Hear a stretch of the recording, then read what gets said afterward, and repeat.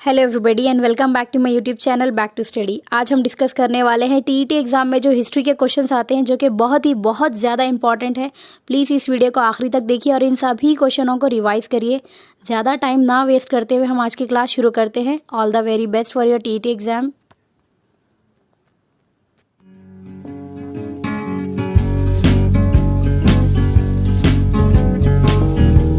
हमारा पहला क्वेश्चन देखिए, BCE स्टैंड्स फॉर, BCE किसके लिए फुल फॉर्म क्या है? BCE मतलब इसका करेक्ट आंसर है before common era. BCE means before common era. ये एब्रीवेशन भी आपको एग्जाम में आ सकता है, इसको याद रखिए। Next question, how did the British consolidate their control over India after the revolt of 1857? Consolidate means अपने पावर को कायम रखना। देखिए, जब 1857 में इतना बड़ा रिवोल्ट हुआ था तब ब्रिटिशर्स ने कुछ फैसले लिए थे, वो क्या है? इसका करेक्ट आंसर है 1, by transfer of the power of the East India Company to the British Crown for a more responsible management of Indian affair. यानी कि 1857 तक ईस्ट इंडिया कंपनी एक प्राइवेट कंपनी थी, वो गवर्नमेंट की कंपनी नहीं थी, तो वो प्राइवेट ऑफिशियल ही इंडिया पर राज कर रहे थे। पर 1857 के रिवोल्ट के बाद ये पावर चला गया डायरेक्ट क्राउन को, मतलब वहाँ की रानी को, ब्रिटिश क्राउन को। ठीक है, जस्ट एक सेकेंड रुकिए। Okay, let's move to our next question.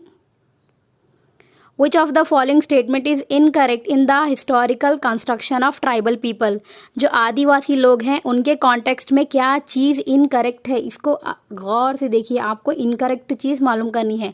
Let's see the options. Contemporary historian and traveller give scanty information about the tribe. ये बिल्कुल सही है कि हिस्टोरियंस और जो भी ट्रैवलर्स आते थे दूसरी कंट्री से इंडिया को, वो लोगों ने ट्राइबल पीपल के ऊपर बहुत कुछ लिखा है, तो ये करेक्ट ऑप्शन है।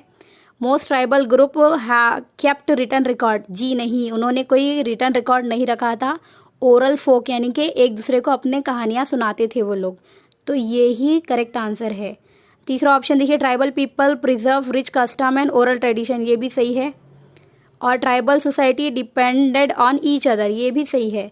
तो यहाँ पे रॉन्ग ऑप्शन यही है, आपको भी इनकरेक्ट ही पता करना है, तो 2 इज द करेक्ट आंसर, 2।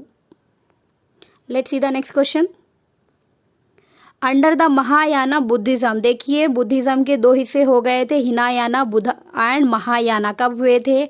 जब उनकी 4th बुद्धिस्ट काउंसिल हुई थी। तो महायाना के एक क्वालिटी आपको बताना है, वो क्या है? तो इसका करेक्ट आंसर है statues of Buddha were made.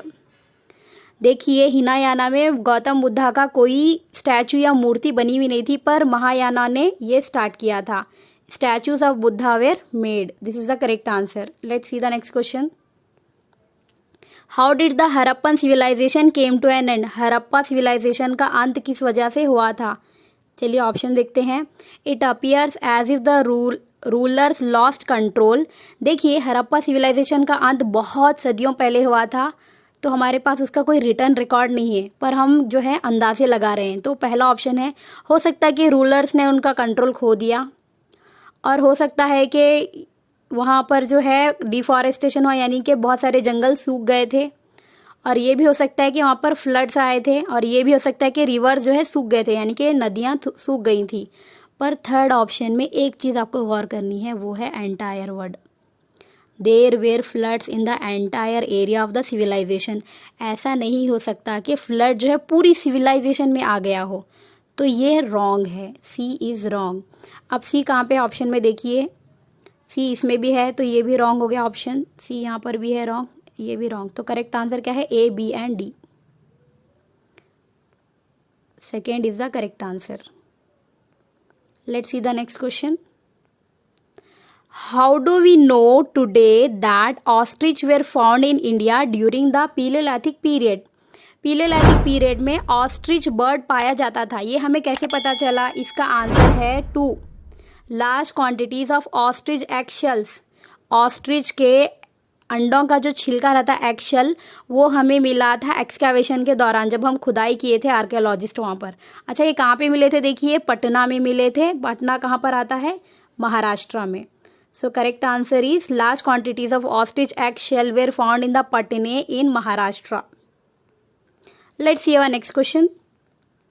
The colours used in the Ajanta cave paintings have been derive from which of the following materials. वो कौन से मटीरियल्स हैं जिनको यूज़ करके अजंता के जो पेंटिंग्स बनाए गए थे उनमें कौन से मटेरियल यूज़ हुए थे? इसका आंसर है plants and minerals.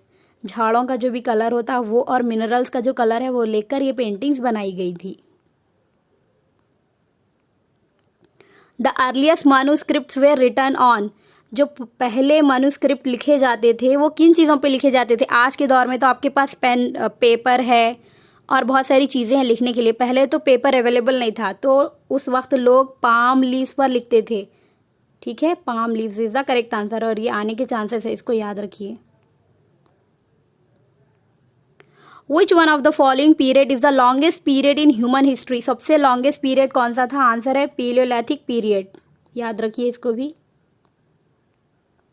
Read the given statement. Okay, A and B दो स्टेटमेंट दिए गए हैं, आपको इसको पढ़ना है और ये ऑप्शन से सेलेक्ट करना है। Let's read. मेहरागढ़ के बारे में ये लिखा हुआ है, Mehrgarh is located in the fertile plain near Bolan pass in Pakistan. ये बिल्कुल सही बात है। Evidence of farming and herding are found here. Yes, वहाँ पर फार्मिंग और हर्डिंग के भी एविडेंस मिले थे। तो ए बी दोनों करेक्ट है। A and B both are true. यहाँ पे देखिए third one, A and B both are true. ऐसे वाले ऑप्शन में बहुत कंफ्यूज होते हैं, एग्जाम में केयरफुली आंसर को मार्क कीजिएगा। Okay, let's see the next question. Rigveda was originally compose in which one of the following language? Rigveda जो कि पुराना वेदा है, सबसे 4 वेद है हमारे पास, ये कौन सी लैंग्वेज में लिखा गया था? इसका आंसर है Sanskrit language. Which one of the following organisation believe in Upanishad? Upanishad पर कौन सी ऑर्गेनाइजेशन बिलीव करती है? इसका आंसर है ब्रह्मा समाज। आई repeat, Brahmo Samaj. The mural painting from Ellora cave. Ellora cave में जो पेंटिंग पाई जाती है, एक पेंटिंग है जिसमें विष्णु भगवान को दिखाया गया है एज ए नरसिम्हा। नरसिम्हा मतलब मैन लॉयन। ये वर्क कौन सी रियासत ने किया था, मतलब किस पीरियड में ये वर्क हुआ था? इसका आंसर है Rashtrakuta period. In Rashtrakuta period, the mural painting of Ellora cave shows Vishnu as Narsimha. Okay. The verses and ideas of which one of the following personality have been preserved in Panchwani and Bijak? Panchwani and Bijak दो books के name है। इसमें किस महान व्यक्ति के ideas को preserve किया गया है? इसका आंसर है कबीर। कबीर के दोहों को। Which ruler of Kanpur called himself as Peshwa? Kanpur के किस रूलर ने अपने आप को पेशवा डिक्लेयर किया था? इसका आंसर है Nana Sahib. Which governor general declared that Awadh was misgoverned? यानी कि किस गवर्नर जनरल ने कहा था कि अवध में अच्छे से गवर्नमेंट नहीं चल रही है और ये कहकर उनसे अवध छीन लिया गया था। There was no proper administration.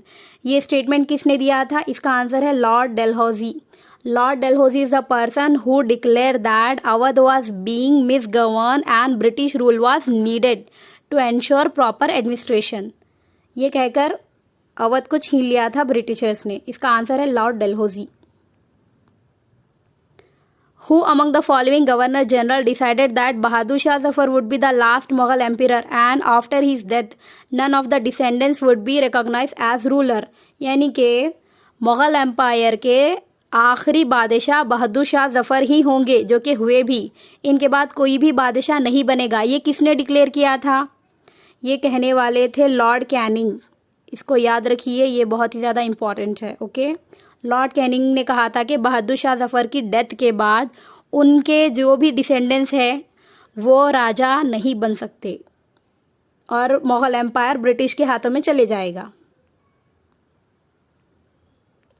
In the 18th century, under whom did Bengal gradually breaks away from the Mughal Empire? Mughal empire का ही एक हिस्सा था बंगाल और वहाँ पे जो भी राजा हुकूमत कर रहे थे मुगल्स की तरफ से, वो स्लोली अलग हो गए क्योंकि उन्होंने देखा कि 18th सेंचुरी में मुगल बहुत ही ज़्यादा वीक हो गए थे, तो इसका फ़ायदा उठाया। ये करने वाले थे मुर्शिद कुली खान। इन्होंने अपने आप को इंडिपेंडेंट राजा डिक्लेयर किया था बंगाल का 18th सेंचुरी में। विच of the following is not, देखिए नॉट आ गया, be careful, which one of the following is not among the 3 jewels of Buddhism, Buddhism के 3 ज्वेल में से एक ज्वेल नहीं है, इसका आंसर है अहिंसा। Dhamma, Sangha and Buddha are the 3 jewels of Buddhism. In which one of the following state of India the largest number of Harappan sites have been found? Harappa की सबसे ज़्यादा साइट्स किस स्टेट में पाई जाती है अब के दौर में? तो इसका करेक्ट आंसर है Gujarat. This is also important. इस वीडियो को प्लीज़ ज़्यादा से ज़्यादा शेयर कीजिए, लाइक कीजिए, क्या पता कोई भी एक मार्क का क्वेश्चन भी अगर एग्जाम में आ गया तो किसी की हेल्प होगी। And I am very sure बहुत सारे क्वेश्चंस रिपीट होने वाले हैं इस वीडियो से भी। Thank you so much for watching.